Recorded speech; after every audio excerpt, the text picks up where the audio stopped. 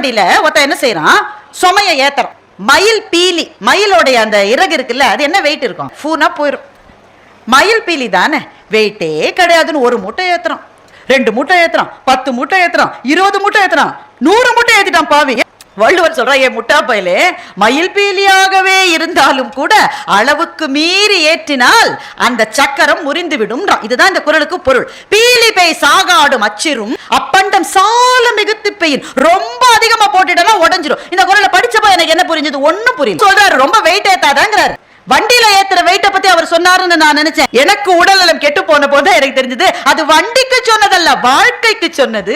என்ன தவிர வேற யார் எல்லாத்தையும் செய்ய முடியும் ஓடிட்டே இருக்காது. உன்னை யோசிச்சு பாத்தீங்களா, நாம இல்லாட்ட நாம இருந்தப்போ இருந்ததோட நல்லா நடக்குது வீடு. இதுதான் நான் தெரிஞ்சுக்கிட்டேன். மருத்துவமனையில இருந்து நல்லா தான் இருக்கு. ரொம்ப நான் தான் முதல்ல போய் நிற்கும் அந்த அம்மா எல்லாத்துக்கும். என்ன செய்யறா அவ என்ன பைத்தியக்காரிசியா? இல்ல, அன்பினால் செய்கிற.